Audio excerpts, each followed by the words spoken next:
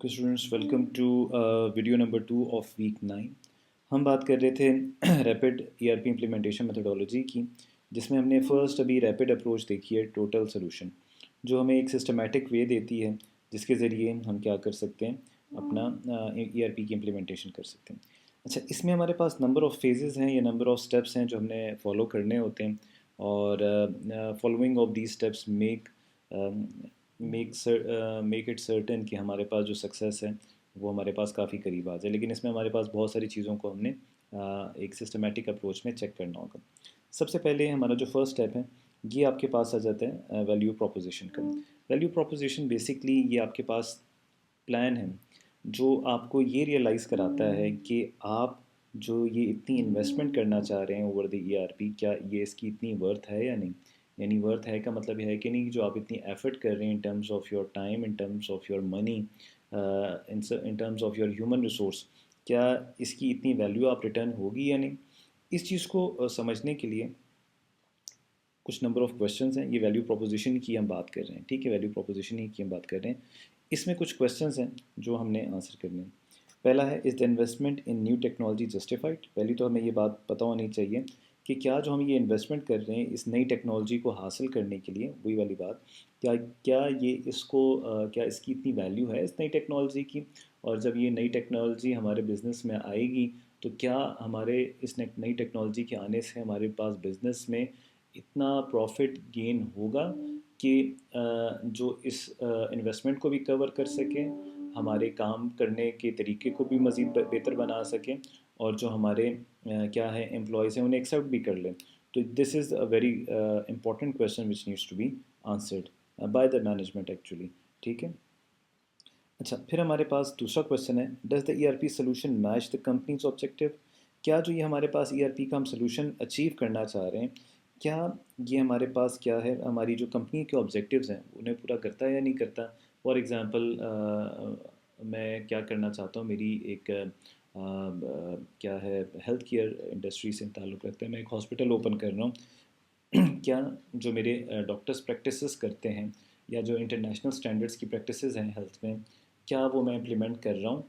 और जो मेरी ऑर्गेनाइजेशन के काम करने के ऑब्जेक्टिव हैं, ऑल दो वो ओल्ड फैशन्ड हैं, पुराने काम करने के तरीके हैं, लेकिन क्या वो ऑब्जेक्टिव्स मीट करेंगे या नहीं करेंगे। क्या मैं क्वालिटी ऑफ सर्विस दे सकूँगा अपने पेशेंट्स को, क्या मैं एक उन्हें बेहतर टेक्नोलॉजी पॉइंट ऑफ व्यू से सर्विसेज प्रोवाइड कर सकता हूँ। तो we need to have specific objectives, और हमने ये देखना है कि क्या ये ईआरपी का सोल्यूशन उन ऑब्जेक्टिव्स को मीट करता है या नहीं करता।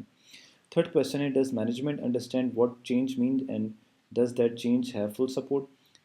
तीसरा क्वेश्चन जो है, it is related to change management. Change management आपको याद होगा, जो हमारा लास्ट वीक नंबर 8 का लेक्चर था, उसके एंड में भी हमने चेंज मैनेजमेंट की बात की थी, और ऊपर भी हम बात कर रहे थे।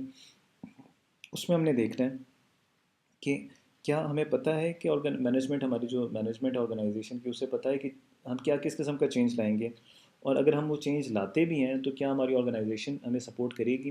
जैसे मुख्तलिफ़ केस स्टडीज़ में आपने देखा था कि समटाइम्स आपकी जो ऑर्गेनाइजेशन के लोग होते हैं उस चेंज को एक्सेप्ट नहीं करते होते, और एज अ रिज़ल्ट लॉस होता है। तो चेंज तो हर कोई भी पसंद नहीं करता, लेकिन समटाइम्स आप कॉन्फिडेंस में लेके तमाम चीज़ों को जब करते हैं तो चीज़ें आसान हो जाती हैं।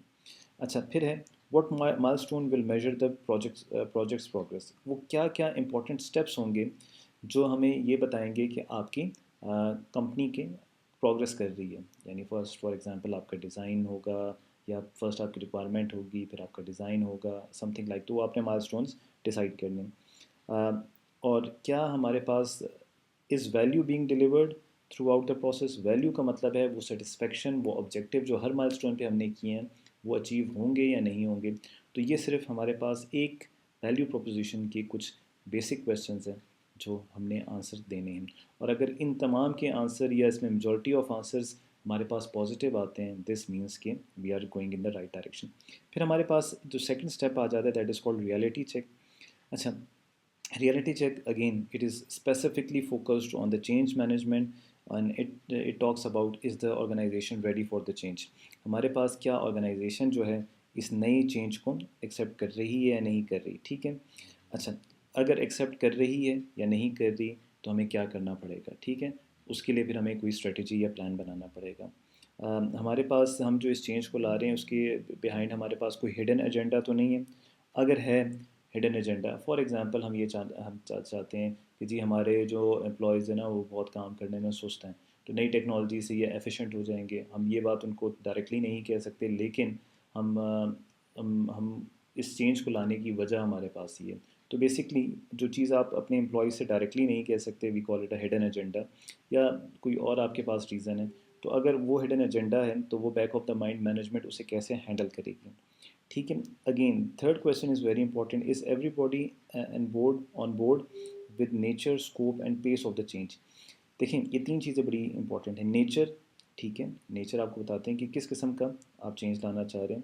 اسکوپ، اس میں کیا کیا چیزیں چینج ہوں گی اور کیا کس اسپیڈ سے چینج ہوں گی. تو ہم نے آرگنائزیشن میں تمام لوگوں کو، یا امپورٹنٹ ایٹ لیسٹ جو مین اسٹیک ہولڈرز ہیں ان تمام لوگوں کو ان تین چیزوں کو اپنے ساتھ رکھنا ہے کہ کیا چینج، کس قسم کی چینج آ رہی ہے، اسکوپ میں کیا کیا چیزیں چینج ہوں گی، اور پیس کس اسپیڈ سے چینج ہوں گی. تو یہ بہت امپورٹنٹ ہے. اور ہماری لاسٹ ہے واٹ آر مینجمنٹ ایکسپیکٹیشنس. تو یہ ہمارے پاس مینجمنٹ کیا امید کر رہی ہے کہ یہ چیزیں ہمارے پاس ان کا آؤٹ کم کیا ہوگا. تو وہ آؤٹ کم برے بھی ہو سکتے ہیں، وہ آؤٹ کم اچھے بھی ہو سکتے ہیں. تو that is why we call it reality check, کہ جب ہم ان تمام کویشچنس کے آنسر دے دیں گے تو ہمارے سامنے ایک کلیئر پکچر آ جائے گی، اور ہم اس میں یہ چیز کو بڑا کلیئرلی بتا سکیں گے کہ کیا ہم واقعی ہی ہم صحیح ڈائریکشن میں جا رہے ہیں، کیا ہم اپنے آپ کو دھوکہ تو نہیں دے رہے ہیں کہ جی سب کچھ صحیح ہو جائے گا جیسے پاکستان میں ہوتا ہے. ریالٹی چیک بیسکلی پاکستان میں نہیں ہوتا.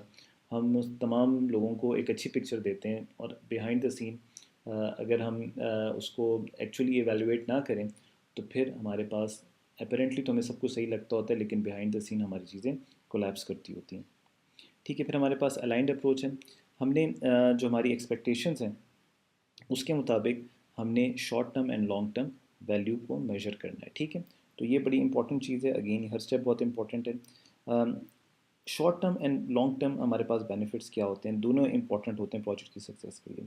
شارٹ ٹرم گین یہ ہوتا ہے کہ امیڈیٹلی جب میں اس کو امپلیمنٹ کر لوں گا تو مجھے کیا فائدہ ہوگا، اور لانگ ٹرم کہ اوور دا ایئرز یہ مجھے کیا فائدہ دے گا. ٹھیک ہے. یہ پروجیکٹ یہ ہے کیا فائدہ دے گا. تو اگر یہ چینج اتنا کمفرٹیبل نہیں ہے تو پھر ہمارے لیے چیزیں مشکل ہو جائیں گی. سب سے امپورٹنٹ چیز جو ہوتی ہے to keep you motivating and keeps you going on is that کہ آپ کے پاس جو پروگریس ہے نا وہ ویزیبل ہونی چاہیے. اگر میں ایک مینیجر ہوں اور میرے امپلائی کو میں ٹریننگ دے رہا ہوں اور میں انہیں کہتا جا رہا ہوں سب ٹھیک ہے سب ٹھیک ہے، نہیں، مطلب آپ کے پاس ہونا یہ چاہیے کہ کوئی چیز جب وہ کر رہے ہیں تو ان میں ان کو یہ چیز فیل ہونی چاہیے، یا ان کی پروگریس میں کوئی کلیئرلی ایک امپروومنٹ نظر آنی چاہیے، ان کے کام کرنے کے طریقے میں امپروومنٹ نظر آنی چاہیے.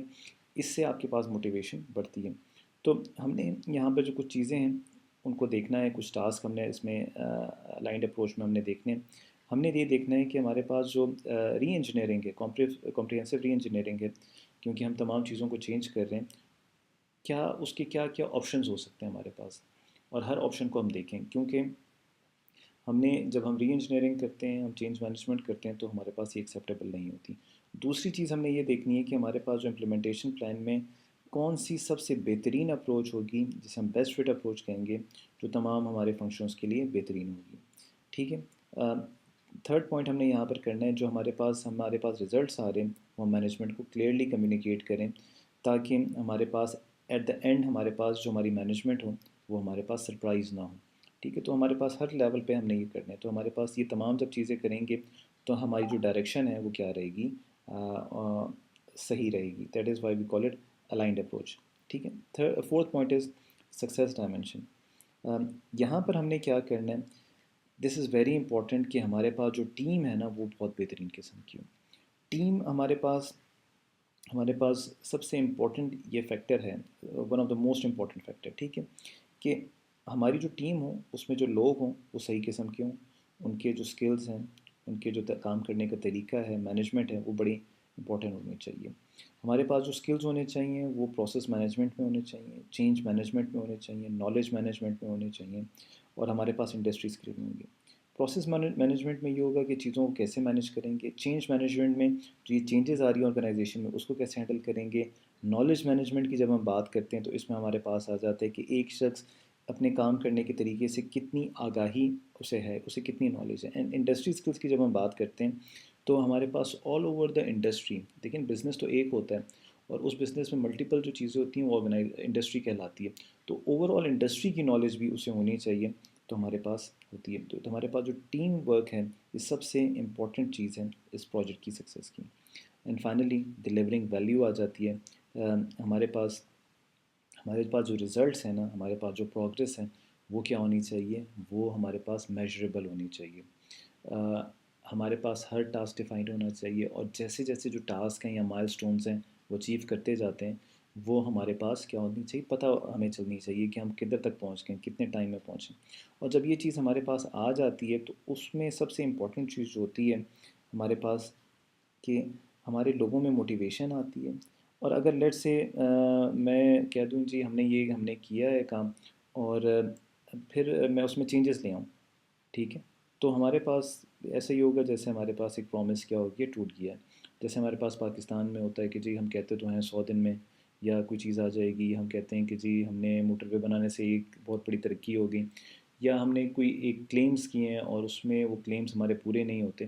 سو اوور آل ہمارے پاس جو ریزلٹس ہیں وہ ہمارے پاس بڑے کلیئر ہونے چاہیے اور ہر رزلٹ ہمارے پاس پتہ ہونا چاہیے کتنا اچیو کیا اور اسے میں جتنے ہم اس کو سیلیبریٹ کریں گے، جتنے ہم رزلٹس کو اچیو کریں گے اتنی ہماری موٹیویشن رہے گی. ٹھیک ہو گیا؟ تو یہ ٹوٹل سلوشنس کے بارے میں ایک ریپڈ اپروچ تھی. اچھا جی، اس ریپڈ اپروچ میں کیا تھا، یہاں پر یہ تمام چیزیں کوئکلی ہوں گی. آپ نے اس کو اگر کمپیئر کریں گے اپنی جو ہمارے پاس ٹریڈیشنل ہمارے پاس E R P life cycle تھی اس سے اس میں کافی چیزیں چینج ہیں. اور یہاں پر ہمارے پاس اسپیسیفک چیزوں کے بارے میں بات کی گئی ہے اور ان کو اگر ہم آنسر کرتے جائیں گے تو ہمارے پاس چیزیں بڑی تیزی سے امپلیمنٹ ہونا شروع ہوں گی ان سائڈ آرگنائزیشن. ٹھیک ہو گیا جی، یہ ہمارے پاس پہلی اپروچ ختم ہوتی ہے. یہاں پر اپنی ہم ویک نمبر 9 کی ویڈیو نمبر 2 کو اینڈ کرتے ہیں. Thank you so much.